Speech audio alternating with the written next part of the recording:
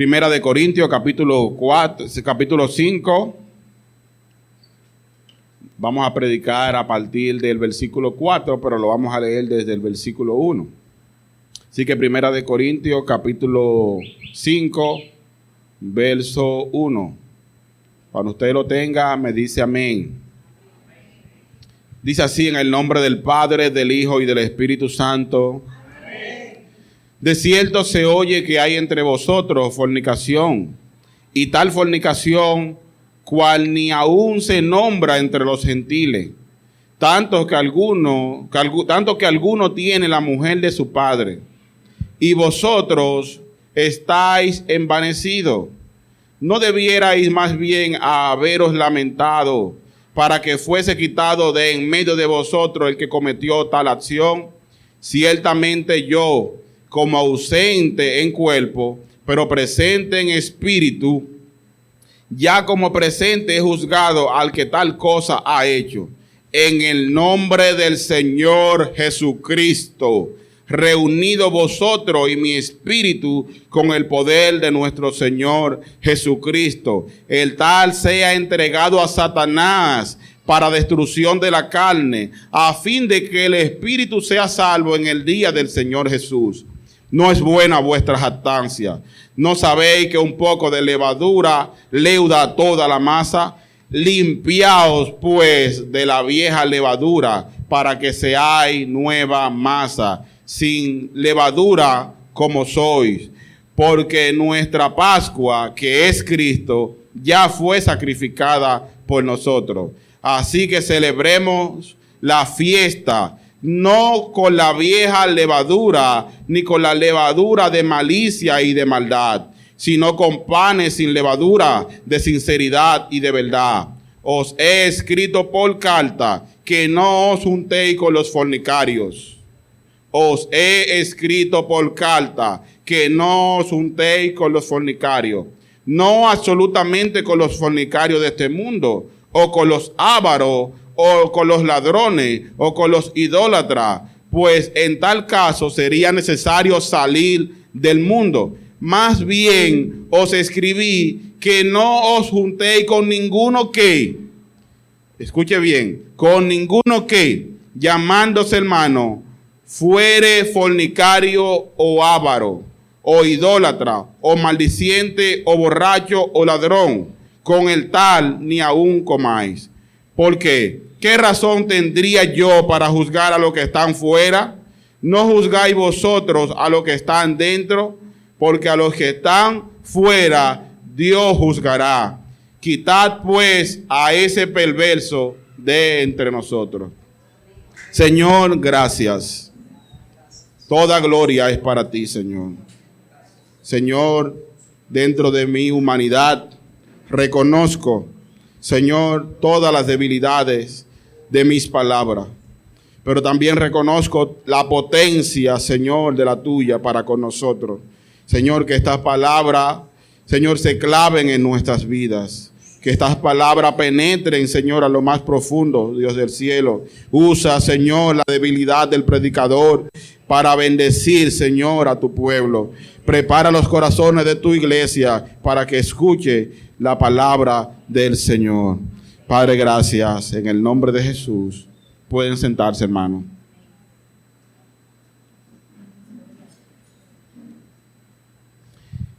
El tema de esta noche es la disciplina y la iglesia de hoy. La disciplina y la iglesia de hoy. Y algo de las cosas que yo meditaba es que yo nunca he escuchado un sermón de esta parte de la Biblia.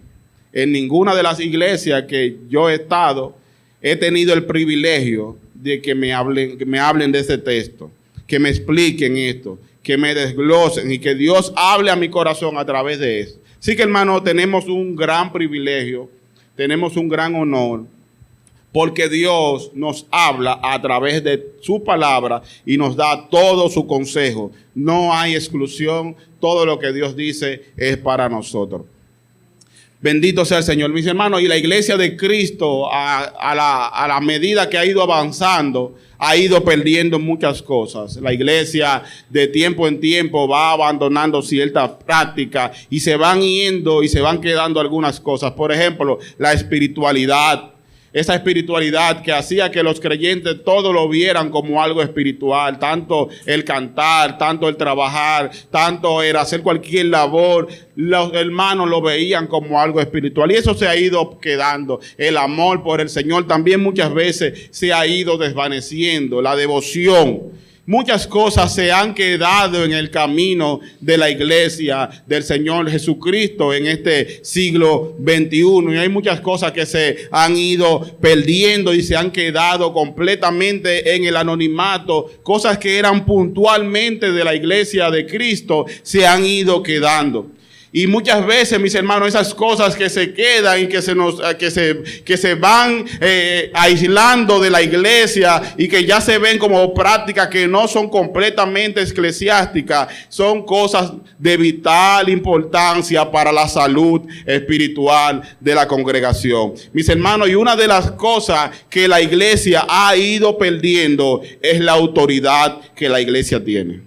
Esa autoridad que el Señor Jesucristo le dio a la iglesia y le dijo que todas las cosas que ellos ataran en esta tierra, el Señor lo iba a desatar allá arriba en el cielo.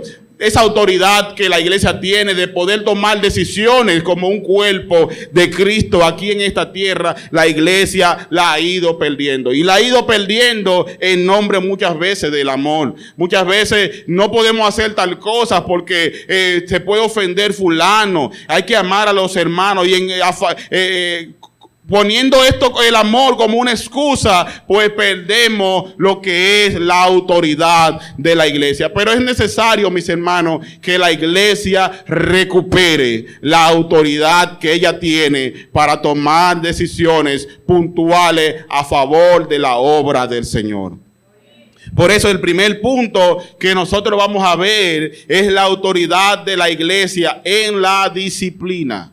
La autoridad de la iglesia en la disciplina eclesiástica o en la disciplina. Vaya nuevamente conmigo al versículo 4. Dice, en el nombre del Señor Jesucristo, reunido vosotros y mi espíritu con el poder de nuestro Señor Jesucristo. El tal sea entregado a Satanás para destrucción de la carne, a fin de que el espíritu sea salvo en el día del Señor. Y nosotros vimos en el sermón pasado que predicaba nuestro hermano Eliezer el domingo, veíamos claramente, mis hermanos, como había un creyente que él había tomado la mujer de su padre y estaba dentro de la congregación como un miembro normal.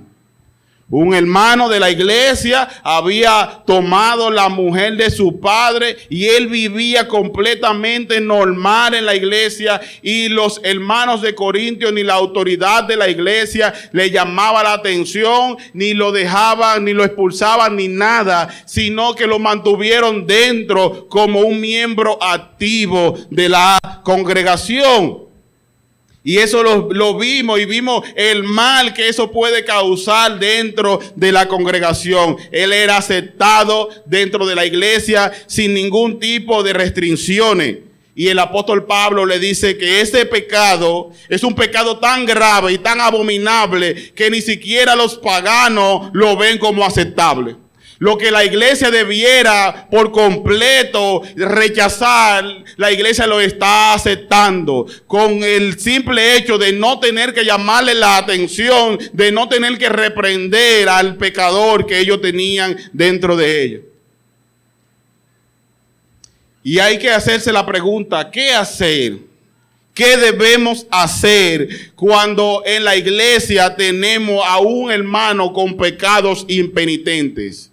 Pecados que él no está dispuesto a soltar, pecados por los cuales él no está dispuesto a arrepentirse. Que nosotros como iglesia, como cuerpo de Cristo, todos juntos tenemos que hacer en tal caso. Cuando un hermano peca y persiste en pecados públicos y privados, ¿qué debe de hacer la congregación? Pablo dice, a los corintios: expúlsenlo. Saquen a ese hombre de la iglesia o a esa mujer de la iglesia. Expúlsenla, Pablo dice. Y la pregunta que inmediatamente nos llega a la mente es: ¿y no es esto un gesto de poco amor? ¿No será que la iglesia está quitándole el amor que ese hermano necesita en el momento más difícil, que deberíamos de absorberlo, deberíamos de abrazarlo, deberíamos de darle la mano? ¿No sería que la iglesia está actuando sin misericordia? El apóstol Pablo dice: este hombre, precisamente, después de haber sido exhortado, después de haber sido instruido en la palabra y aún persiste en el pecado, debe de ser expulsado. Y el consejo que el Señor le da a la congregación de Corintios es que este hombre salga fuera de la iglesia. La disciplina eclesiástica, mis hermanos, no es ni será nunca falta de amor. No es falta de amor, y lo vamos a ver durante el sermón. No es que la iglesia, cuando decide en unanimidad, en medio de la colectividad, nosotros decidimos que un hermano, un creyente, una creyente debe de salir de las filas de la iglesia, debe de salir de la membresía de nosotros. No es falta de amor. Todo lo contrario. Por amor, tanto al pecador como a la iglesia, dice la palabra de Dios que tenemos que sacarlo de la congregación. Es duro, es difícil, pero debe de ser esta la norma, porque Dios la instituyó, y también vamos a ver por qué Dios lo hace de esta manera. Así que la disciplina, mis hermanos, eclesiástica viene para ayudar a la congregación. Y cuando Dios disciplina a cualquier persona es porque le ama. Es porque le ama. Mire lo que dice Hebreos 12, 6 y 7. Porque el Señor al que ama, disciplina y azota. Óigame, escuche la palabra. No está hablando y lo acaricia, le pone ubrenal, bengué, nada de eso, no. Azota a todo aquel que recibe por hijo. Si soportáis la disciplina, Dios os trata como hijo. Porque ¿qué hijo es aquel que Dios, que su padre, no disciplina? Así que la manera como Dios trata con el pecado y trata con el pecador es a través de la disciplina.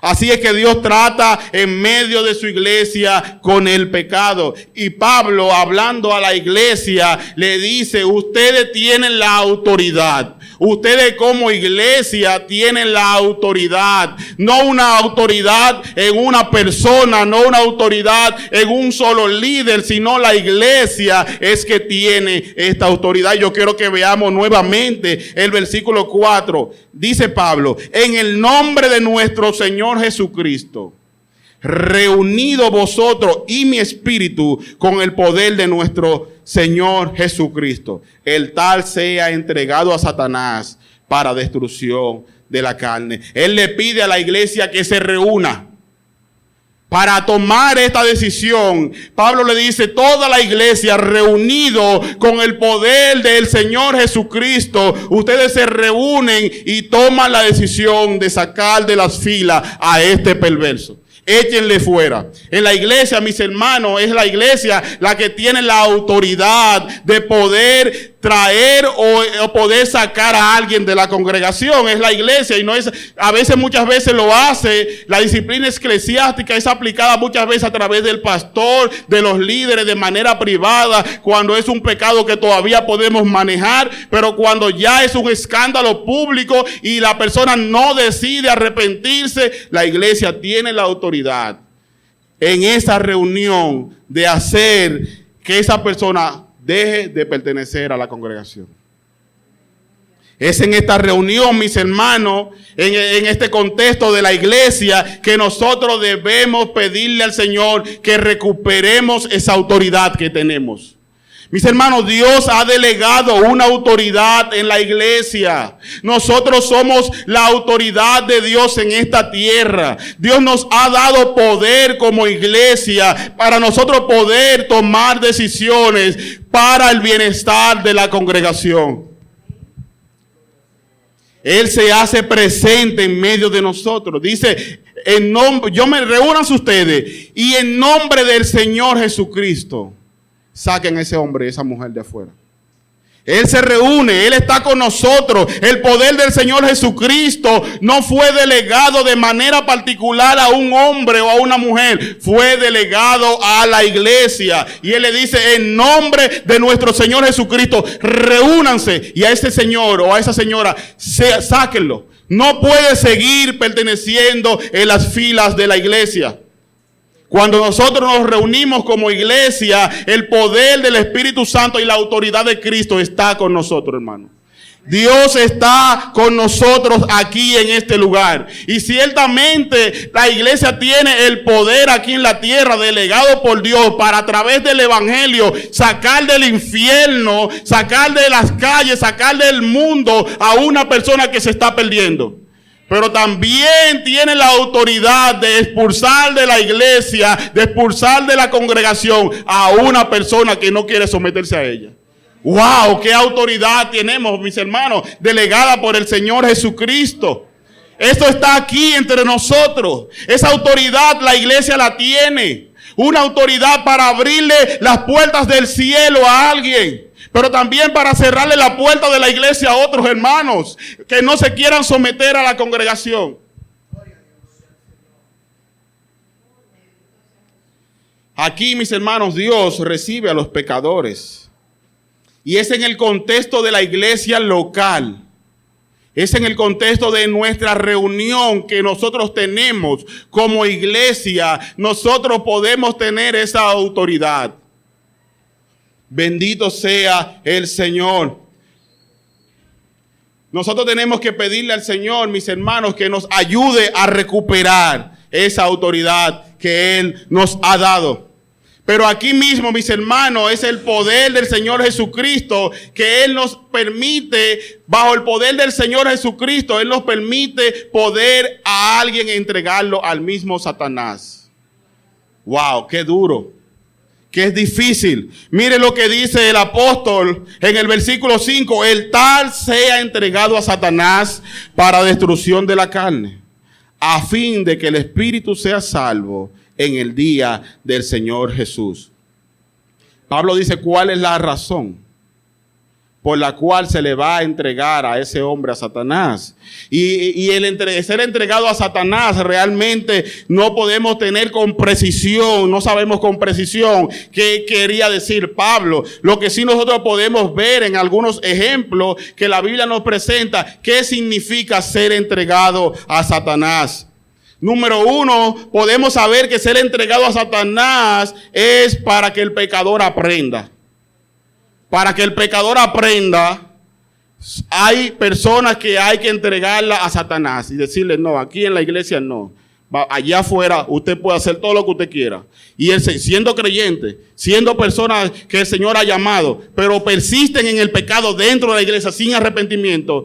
Y esa persona, nosotros como iglesia le decimos, no, este no es el lugar para usted. Cuando usted se arrepienta, la iglesia estará abierta para usted. Y lo primero que podemos ver que ser entregado es que esa persona va a aprender. Mire lo que dice el apóstol Pablo también diciéndole a Timoteo en el capítulo 1, verso 20. Mire cómo él lo menciona con nombre. Himeneo y Alejandro, a quien entregué a Satanás para que aprendan a no blasfemar contra Dios. Escuche esto. A Himeneo y Alejandro, Pablo se lo entrega a Satanás. ¿Cuál es la razón? Para que aprendan a no blasfemar contra el Señor. Estos hombres habían blasfemado contra el Señor y el apóstol Pablo le dice, yo se lo entregué a Satanás para que ellos aprendan. Porque hay gente, mis hermanos, que no van a aprender en la escuela de Dios. Escuche esto. Hay gente que no van a aprender en la escuela de Dios, que tienen que aprender en la escuela de Satanás allá afuera, con golpes, con cárceles, con aflicciones, con tristeza, con amargura. Y ahí van a aprender. Y ahí ellos van a recapacitar y van a decir, oh, cuánto amo estar en la fila de la iglesia. Bendito sea el Señor. Número 2, sabemos que que los que son entregados a Satanás en alguna manera conocen mejor a Dios. Y no podemos decir, hermano, que Job fue entregado a Satanás de la misma manera que el pecador aquí en Corintios. Lo único que sí sabemos que Job, cuando fue entregado, de alguna manera fue entregado a Satanás para que Satanás le tentara, hay cosas que pasaron en Job durante el proceso que el Señor le trajo, se lo permitió para que él cambiara muchas cosas. El Job que usted ve en los primeros capítulos no es el mismo Job que usted encuentra en el capítulo 42 al final de sus días. Mire lo que dice 42:2. Yo conozco que todo lo puede y que no hay pensamiento que se esconda de ti. Escuche ahora. De a oída te había oído, mas ahora mis ojos te ven. Por tanto, me aborrezco y me arrepiento en polvo y ceniza. Después de la prueba, después de los golpes, después que toda su familia murió, después de la llaga en su propio cuerpo, entonces Job dice, de a oída te había oído, mas ahora mis ojos te ven. Definitivamente, mis hermanos, no sabemos cómo Dios puede obrar en el creyente, obrar en una persona que ha sido procesada de esta manera, pero sí sabemos que Dios sabe cómo hacerlo. Y eso sabemos porque también el apóstol Pablo dice en su momento, se me fue entregado un aguijón en mi carne, un mensajero de Satanás. Un mensajero de Satanás se me entregó, ¿para qué? Para que no me enorgullezca, para que la humildad sea parte de mí, para que me recuerde mi humanidad. Y al parecer dio resultado, porque el apóstol Pablo, cuando usted mira, va a encontrar un hombre humilde. ¿Y a base de qué? A base de un aguijón en su carne. A base de un aguijón en su carne. Miren nuevamente lo que dice el verso 5. ¿Cuál es la finalidad? ¿Por qué Dios prefiere que una persona esté entregado a Satanás que esté aquí en la fila de la iglesia con sus pecados sin arrepentirse? El tal sea entregado a Satanás para destrucción de la carne, a fin de que el espíritu sea salvo en el día del Señor. Sí, eso está en la Biblia. Está en la Biblia. Dios dice, al pecador impenitente que no se quiere arrepentir, después de ser trabajado, después de escuchar sermones, después de habérsele reunido con él, expúlsalo y entrégalo a Satanás. ¿Para qué? Para que su alma sea salva allá afuera. ¡Wow! Oh, hermano, cuánta misericordia hay en nuestro Dios. Que si nosotros no queremos aprender en la escuela de Él tiene otro maestro cómo enseñar a los pecadores a arrepentirse. Hermano, que Dios nos enseñe a aprender en esta escuela. Que Dios nos enseñe a aprender en esta escuela, en la escuela de Cristo, en la escuela donde Él enseña a sus hijos con amor, con paciencia, con bondad.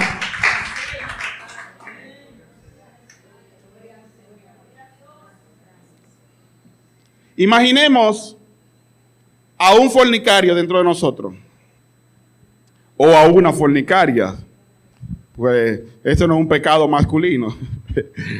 Imaginemos a un fornicario dentro de nosotros. No todo el mundo sabe que fulanito está con fulanita de tal sitio, abiertamente. O que fulanita está con menganito de tal sitio, abiertamente. Y todos nosotros lo sabemos, eso no es un secreto. Todo el mundo lo sabe. Y él viene aquí, come la cena del Señor, léela. Él viene aquí, coge oportunidades normales. Él participa de todas las cosas de la iglesia. Él es un miembro, cae en la presencia de Dios aquí, él brinca con nosotros. ¿Usted cree que ese pecador va a sentir que tiene que arrepentirse de algo? No va a comprender que él está mal y que necesita arrepentirse, porque él escucha la palabra de Dios y aún sigue en su pecado abiertamente. Entonces, ¿qué debe de hacer la iglesia? La iglesia debe de quitarle todos los privilegios de la gracia. Estos privilegios que tenemos aquí de recibir todos los días, cada domingo, los miércoles, la palabra de Dios. La iglesia los reprime de esta bendición, de la cena del Señor. Los reprime de todas esas cosas. A ver si en algún momento él dice, wow, cuánto necesito la casa del Padre. Es igual que aquel hijo que pidió todo, aquel joven que salió y pidió todas las cosas en un momento de agonía, cuando se vio comiendo las migajas del padre allá de los cerdos, cuando se vio tirado en el suelo, dijo, wow, en la casa de mi padre los jornaleros comen mejor que yo. Hermano, hay que buscar los medios que la palabra de Dios nos da para corregir el pecado. Y ese hombre allá es que se da cuenta, en medio de los cerdos, es que él dice, yo me levantaré e iré a la casa de mi padre y me arrepentiré y diré, Señor, no soy digno de que tú me llames tu hijo. Hazme como uno de tus jornaleros. Miren el arrepentimiento que produce cuando la persona se ve sin Dios, se ve sin la gracia que realmente se le da aquí. Cuando es un verdadero creyente, vuelve a casa normal, en arrepentimiento y fe.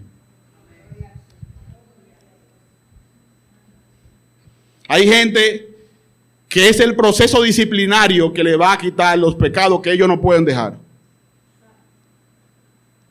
Es el proceso disciplinario que le va a quitar, hermano, ese pecado, el que ellos no pueden abandonar. Es la disciplina de la iglesia que le va a desarraigar esas debilidades que ellos se resisten a abandonar. Y la iglesia no puede vivir sin la disciplina eclesiástica. Porque vivir sin disciplina, mis hermanos, es vivir como cualquier organización que aquí puede hacer todo el mundo lo que quiera y no vamos a recibir la gracia del Señor. Mateo 18, mis hermanos, explica claramente cuál es el proceso. Si la iglesia, si alguien peca, se le debe de aconsejar privadamente. Si la persona continúa en su pecado constante, se debe buscar un testigo o dos testigos y sentarse con él. Si la persona decide no arrepentirse, la Biblia nos dice que lo que tenemos que hacer es anunciarlo a la iglesia. Y si no escucha a la iglesia, a la autoridad de Dios en esta tierra, si no escucha a la iglesia, tenle por gentil y publicano. Un gentil y un publicano no podían entrar en el tabernáculo del Señor. Un gentil no podía entrar ni ver nada de eso, ni entrar al atrio siquiera. Tenía que ser parte de la congregación de Israel. Una iglesia saludable, mis hermanos, y rebosada del amor de Dios, es una iglesia que aplica la disciplina. No hay falta de amor. Es por amor para que la persona se salve que tenemos que aplicarle la disciplina en la congregación, mis hermanos. Mis hermanos, no es una falta de misericordia que digamos en algún momento a tal hermana o a tal hermano no pertenece a la iglesia. Decírselo públicamente no es falta de amor. Que el Señor nos capacite como iglesia, hermano, a poder tener la autoridad, a poder tener la vara de Dios en la mano cuando tengamos que aplicarla, que no tengamos ese temor pensando que estamos fallándole al Señor, sino que lo hagamos con la autoridad de Dios y con su amor y su misericordia.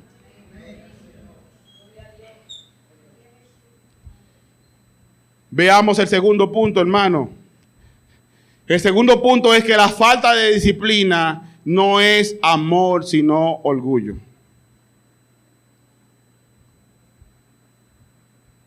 Verso 6. No es buena vuestra jactancia. ¿No sabéis que un poco de levadura leuda toda la masa? Limpiaos pues de la vieja levadura para que seáis nueva masa sin levadura como sois. Pablo dice que la razón principal por la que ellos no aplicaban la disciplina contra ese señor que estaba viviendo con la mujer de su padre dentro de la iglesia. ¿Por qué no la aplicaban? Por orgullo. Y él le dice, no es buena vuestra jactancia. Dios dice lo que se tiene que hacer. Dios dice lo que tenemos que hacer cuando una persona falla delante de la presencia de Dios. Dios dice cuando una persona no quiere arrepentirse del pecado, ¿qué debe de hacer la iglesia? Y la iglesia, pensando que tiene un plan mejor que Dios, decide, no, vamos a darle amor. Eso es lo que él necesita. Eso es lo que ella necesita, es un abrazo. No juzguéis, no podemos juzgarlo. No, espérense. Dios dice, eso es orgullo. Hermano, nosotros no podemos tener más misericordia que Dios dentro de su iglesia. Usted no ha muerto por nadie en esta vida. Óigame, usted no ha pagado en la cruz del Calvario por ninguno de las ovejas del Señor. Usted no va a poder tener nunca el amor de Cristo. Y Cristo dijo, a ese perverso, a esa perversa, sáquenlo de la iglesia. Que no esté con ustedes. Es orgullo cuando queremos tener más amor y más misericordia que el Señor. Es orgullo, mis hermanos. La iglesia que aplaude el pecado es una iglesia orgullosa. Hermano, líbrenos el Señor.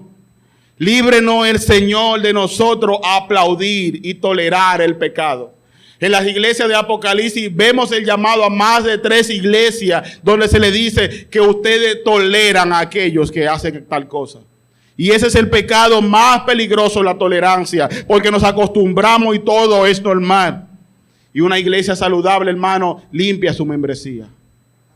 ¿Usted oyó eso? Una iglesia saludable, todo el mundo no pertenece a ella. Usted está entendiendo la autoridad y el privilegio que usted tiene. Hermano, en una iglesia saludable, todo el mundo no puede pertenecer a esa iglesia. El hecho de que usted pueda pertenecer a la iglesia es un privilegio que Dios le da. Cuídelo y valórelo en santidad. Cuídelo y valórelo con su vida y con su vida moral. Santifíquese para el Señor. Pero es un privilegio que tenemos, mis hermanos, poder decir yo soy parte de la iglesia santa de Cristo, la novia perfecta que Él viene a buscar. Aleluya.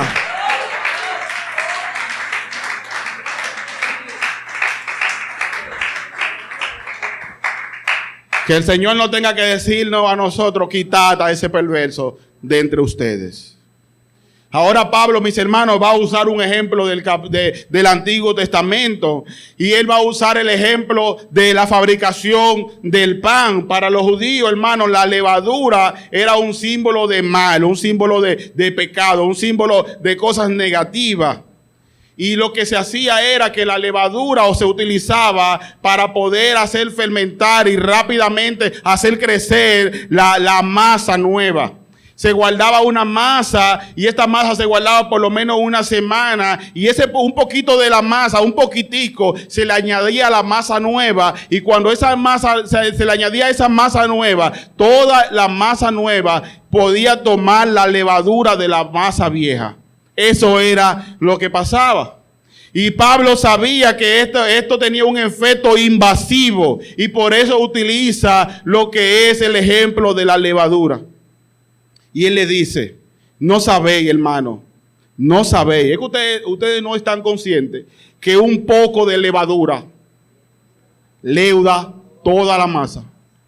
Un poquito de levadura leuda toda la masa. Él le está diciendo, ustedes no comprenden que un pecado pequeñito tolerado dentro de la iglesia afecta a toda la iglesia. Hermano, ¿usted lo puede creer eso? Un poco de su pecado escondido, resguardado ahí, afecta a toda la iglesia. Leuda toda la masa. Y más un pecado como el que se estaba hablando. Un pecado que ni siquiera los paganos lo podían aplaudir, Israel. Era un pecado que era prácticamente intolerante dentro de la iglesia. No se percibía que una iglesia tuviera ese tipo de cosas.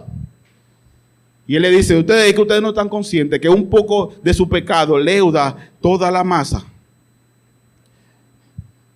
Hermano, en el Antiguo Testamento hubo un hombre llamado Acán. Y el pueblo de Israel, en la mano de Josué como su líder, entra y conquista a Jericó.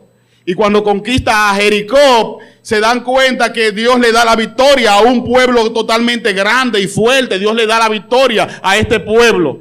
Y cuando Dios le da la victoria al pueblo de Israel con Jericó, dicen, vamos a mandarle un grupito a la otra nación, a Ai. Vamos a mandarle un grupito. No le mandemos tanta gente porque ya Dios nos dio la victoria de una nación grande. No vamos a cansar a todo el pueblo. Vamos a mandar un pequeño remanente a pelear con esa pobre nación.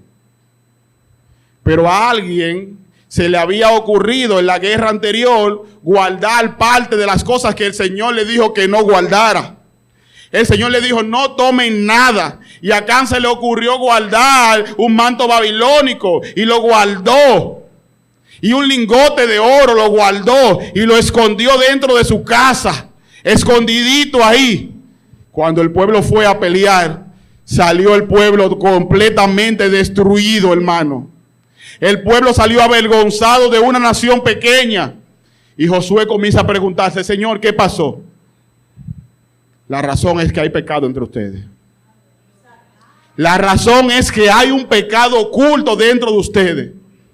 Hermano, el pecado oculto nos va a hacer perder muchas guerras. A la iglesia del Señor Jesucristo, el pecado oculto mío va a hacer que usted pierda guerras también. De manera que ese individualismo que a veces queremos tener, no, que esto no me afecta a la iglesia. Sí, hermano, no somos individuales, somos un cuerpo. Y el dolor de una uña afecta completamente el cuerpo, hermano. Saquemos el pecado. Saquemos el pecado. Arrepintámonos, pidámoslo al Señor, vayamos al Señor con un corazón arrepentido y confesemos delante de Dios nuestros pecados. Proverbio 28:13, el que encubre su pecado no prosperará. El que encubre su pecado, por chiquito que parezca, por insignificante que sea, no prosperará. Mas el que lo confiesa y se aparta, alcanzará misericordia. Alcanzará misericordia. Pablo, mis hermanos, está recordando la fiesta de la Pascua. El pueblo de Israel, cuando iba a salir de Egipto, cuando el pueblo iba a salir de Egipto, el Señor le dice, este día, anoten la fecha, porque de aquí en adelante, todos los años, en este tiempo, ustedes van a durar 7 días sin comer pan con levadura. Ustedes no van a comer nada con levadura. De hecho, lo que se hacía era que el pueblo tenía que sacar todo lo que había leudado, todo lo que tenía levadura, tenía que sacarla dentro de fuera del campamento. Toda la levadura tenía que echarla afuera. No podía haber levadura durante la Pascua. Y el pueblo de Israel se preparaba para esta fiesta, hermano. Una semana completa. Y el verso 7, el apóstol Pablo está ilustrando todo lo que el pueblo ya sabía que pasaba en la fiesta de la Pascua. Limpiaos pues de la vieja levadura, para que seáis que nueva masa, sin levadura como sois. Porque nuestra Pascua, que es Cristo, ya fue sacrificada por nosotros. Cristo es nuestra Pascua ya. Ya Cristo es nuestra Pascua, mis hermanos, y ya no celebramos esa Pascua por 7 días. Ahora tenemos completamente una vida en santidad, sin la levadura del pecado. Cristo se ha convertido en nuestra Pascua y sacó toda esa levadura que afectaba nuestras vidas con nuestros pecados. Y ahora en Cristo nosotros somos nueva masa, una masa sin levadura. Así que, mis hermanos, vivir en pecado es vivir con la mente en Egipto. Es vivir con la mente en Egipto. Vivir una vida de pecado es vivir una vida llena de levadura. El pecado es el residuo, hermano, que nos queda de Egipto. Y ya nosotros hemos salido de Egipto. Y tenemos una fiesta que celebrar. Tenemos una fiesta en la que debemos celebrar, y es la fiesta en que Cristo nos libertó, no de la salida de Egipto, sino de la salida del mundo y del pecado. Por eso dice con 2 Corintios 7:1, así que, amados, puesto que tenemos tales promesas, limpiémonos de toda contaminación de carne y de espíritu, perfeccionando la santidad en el temor de Dios. ¿Tenemos tales promesas? Limpiémonos. Tales promesas, limpiémonos. Bendito sea el Señor. Y el apóstol dice, ustedes tienen una fiesta, disfrútenla. Verso 8, así que celebremos la fiesta, no con la vieja levadura, ni con la levadura de malicia y de maldad, sino con panes sin levadura de sinceridad y de verdad. Él está diciendo, mis hermanos, el pecado personal tienen que sacarlo. Y el que no se arrepienta, ustedes tienen que sacarlo. No pueden tener la levadura dentro. No puede quedarse dentro de ustedes esa levadura vieja. Ya nosotros estamos libres en Cristo. Hemos sido libertados de la esclavitud del pecado, hermano. De la esclavitud del pecado. Debemos de vivir en nuestra fiesta y celebrarlo. Celebrarla. Bendito sea el Señor. Y este último punto que yo quiero que veamos, mis hermanos, es que la limpieza no solamente se trata de nuestras 4 paredes. Yo quiero que usted ponga mucha atención ahora. La limpieza no es solo de nuestras 4 paredes. Vaya conmigo al verso 9 hasta el 11. Dice así, os he escrito por carta que no os juntéis con los fornicarios, con los ladrones o con los idólatras, pues en tal caso os sería necesario salir del mundo. Más bien os escribí que no os juntéis con ninguno que llamándose hermano fuese fornicario o avaro o idólatra o maliciente o borracho o ladrón, con el tal ni comáis. Podemos de alguna manera sacar al pecador de aquí, sacamos el pecado, pero no hacemos nada si nos juntamos con él allá afuera. No hacemos nada si mantenemos la misma cercanía con esa persona que de alguna manera no se quiere someter a la congregación, pero dentro de nuestro círculo él sigue penetrando y contaminando la masa limpia que el Señor ha mantenido en su congregación. Esto es fuerte, hermano, pero es la palabra de Dios. Y la palabra de Dios es para sanarnos. Y el Señor dice que no podemos vivir una vida con tanta cercanía con gente en pecado. Hay que mantener una distancia con el pecador que persiste en sus pecados y no desea arrepentirse. Y Pablo le dice, yo estoy consciente, hermana Jacqueline, que ustedes no van a poder salirse del mundo. Ustedes van a tener que juntarse con cualquier persona en el mundo, en el trabajo, Isael. Pablo va a tener que salir y juntarse con personas ávaros, ladrones y todo eso. Yo lo que quiero que ustedes entiendan es que yo no quiero que ustedes se junten con ninguno que se dice ser cristiano y mantiene esta actitud. ¿Usted está entendiendo?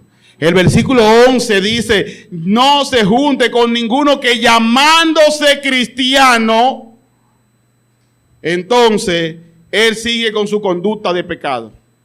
Y eso es interesante, mis hermanos, porque el principio aquí es un supuesto cristiano que permanece en pecado es más contaminante y es más aborrecible que un pecador que se mantiene pecando. ¿Usted está entendiendo esto? Hermano, contamina más el supuesto creyente que persiste en pecar que un impío que va rumbo al infierno.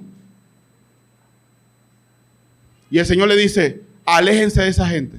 No quiero que ustedes estén, ni siquiera que coman con ellos. Hermano, debemos de saber cuáles son nuestros amigos. A quienes le llamamos amigos. Es inconcebible que un creyente tenga como mejor amigo a un impío. Mi mejor amigo es un perverso, un corrupto. Ese es mi mejor amigo, ese es inconcebible. Pero Pablo dice, es peor aún que mi mejor amigo sea un creyente que vive y persiste en el pecado y no desea arrepentirse. Hermano, eso es fuerte. Debemos de saber a quienes nosotros nos vamos a sentar en nuestras casas a beberse el café. ¿Con quién yo voy a dedicar 1 o 2 horas en WhatsApp? Esa gente yo tengo que elegirla bien. Porque es contaminante. Y yo no sé si a usted le pasa, pero el mal tiene un poder tan invasivo que a veces uno pudiera pensar que es más invasivo que el bien. Porque normalmente el sano termina contaminándose con el enfermo. Es muy difícil que una persona ande con un ladrón y el ladrón deje de robar. Fácilmente el que no roba le dice, fulanito, yo no robo, pero trae aquello para los dos. Dice, hermano, debemos de elegir nuestras amistades. El cristiano elige bien sus amistades, y los creyentes que pertenecen a una iglesia saludable y que sabe por demás que está en un mundo enfermo, no es amigo de todo el mundo. Hermano, esto es serio lo que yo le estoy diciendo. El evangelio nos aísla. Yo tengo personas, amigos, familiares, que por más que yo quisiera estar junto a ellos, no puedo sentarme con ellos. Yo tenía un grupo de allegados, primos, hermanos, que a veces se juntaban. Todos los primos a jugar dominó. Y a veces yo veía los estados, yo decía, wow, no me invitan. A mí no me invitan. Y la voz de Dios te hace sentir y te dice, ese es el precio que debe de pagar por ser un verdadero cristiano. Oye, joven que me escucha. Joven que me escucha. ¿Cuáles son los jóvenes? Alexander, Daniel, Isael, joven, Helen, David, óyeme. No, lo voy a mencionar todo. Ahora nadie, aquí no hay viejo. Joven que me escucha, te costará todo. El cristianismo, el evangelio te va a mantener aislado. Pero yo quiero que tú sepas que es mejor andar con Cristo que con el mundo. Es mejor tener a Cristo que tener al mundo de amigo, hermano. Oh, hermano, te va a costar vivir solo. Te va a costar que te digan antichévere, antipático, aburrido, de otro planeta, pero no importa. Si soy de otro planeta, lo soy con Cristo. No importa lo que la gente diga. Soy de otro planeta, pero soy de Cristo.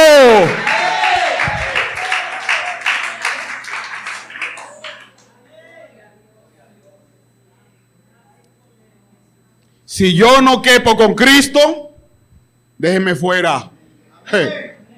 Déjenme fuera.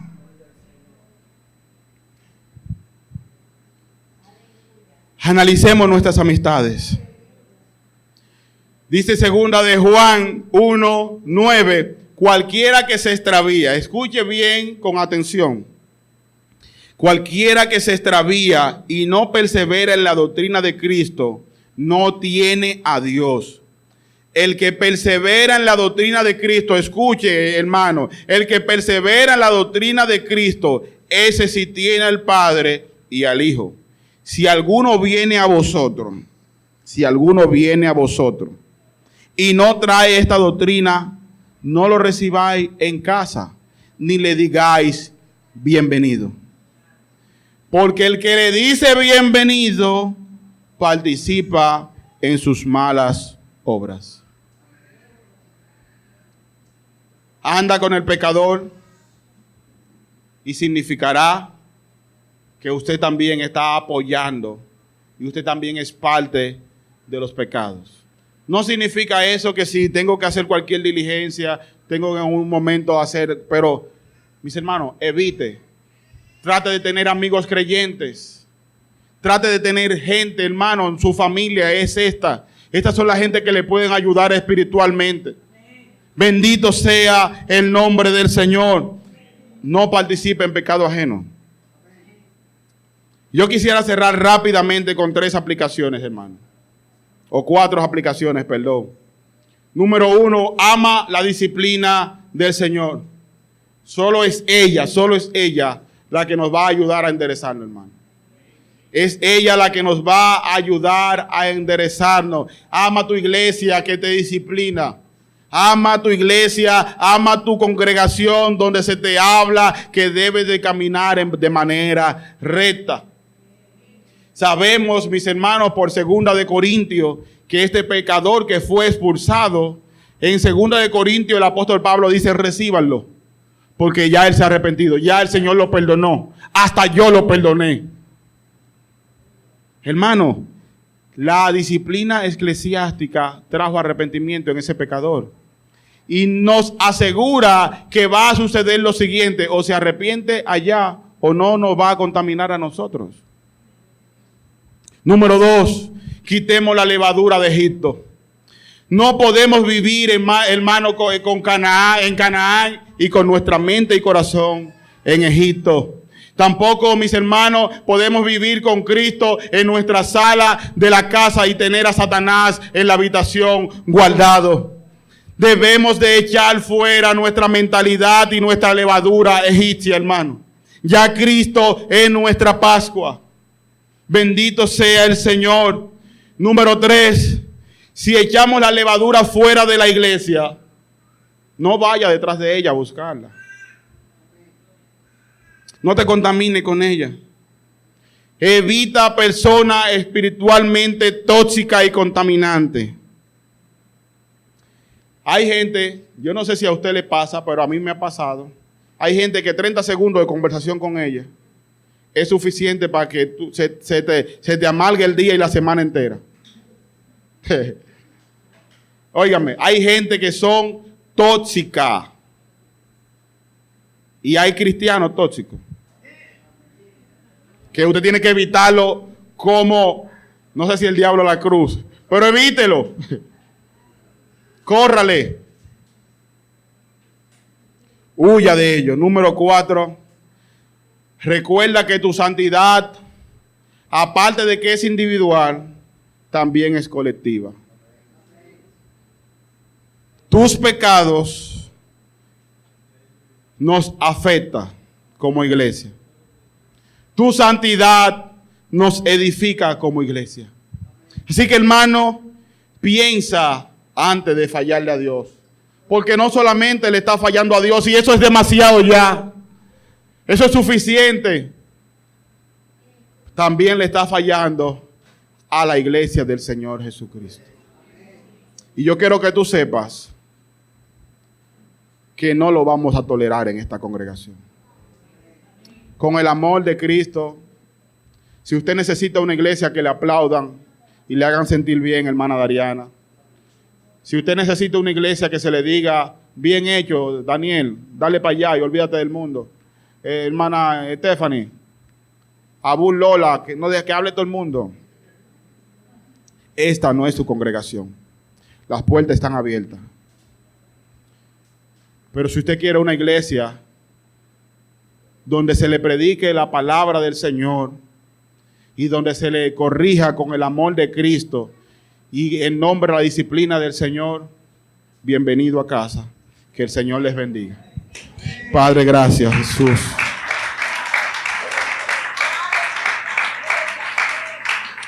Oh, gracias, Señor. Te damos gloria y honra, Señor. Señor, esta es nuestra iglesia, Señor. Señor, a veces tenemos tragos amargos que bebernos, Señor.